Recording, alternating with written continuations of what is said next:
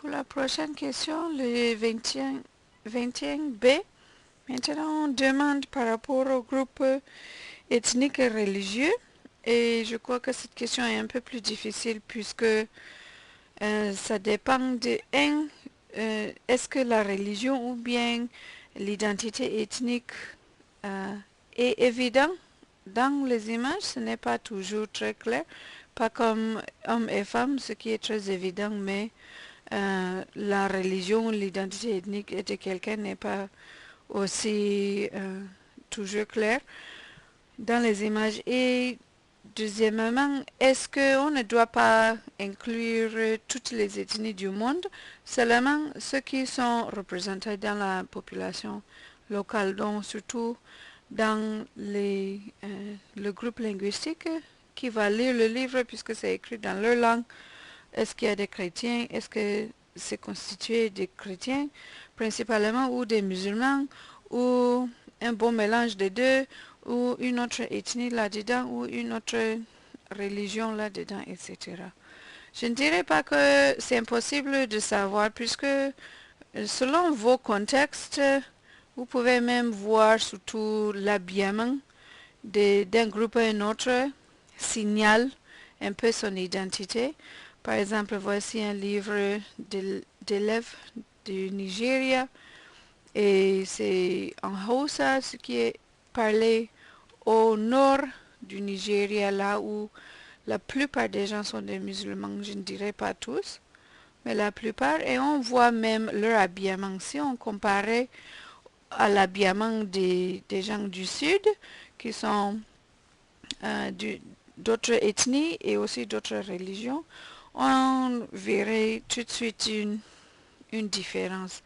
Donc, peut-être même si vous ne connaissez pas le contexte du Nigeria, ceux qui sont au Nigeria connaissent en voyant cela que, bon, ces gens sont habillés comme des musulmans et pas comme des chrétiens ou comme des nordistes et pas comme des sudistes ou n'importe quelle distinction que vous allez faire localement.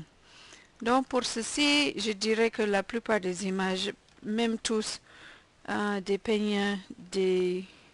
peut-être pas une seule ethnie, puisqu'il y en a plusieurs qui sont musulmans au nord Nigeria, mais surtout dans le contexte local, on sait au moins que ça c'est probablement des musulmans.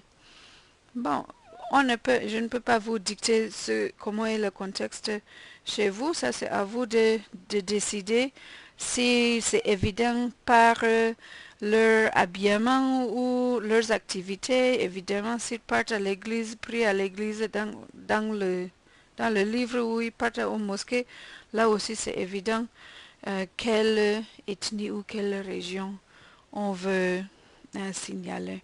Donc si je prenais l'exemple que je viens de vous montrer au Nigeria, je dirais que principalement c'est un seul groupe qui est représenté dans les images, puisque même s'il y a des chrétiens, et il y en a, ou même des sudistes, des autres ethnies sudistes, qui habitent dans la région et qui parlent même Hausa, on ne voit pas ça dans les images.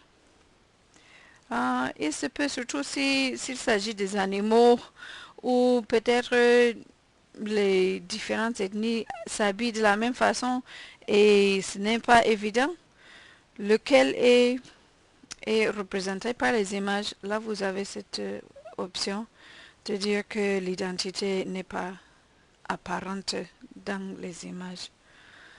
Ou si, par exemple, dans tout le groupe linguistique, il n'y a qu'une seule ethnie qui parle cette langue ou les membres d'une seule religion.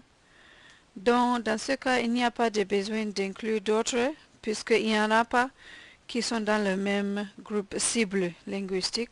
Là, vous pouvez choisir la deuxième option.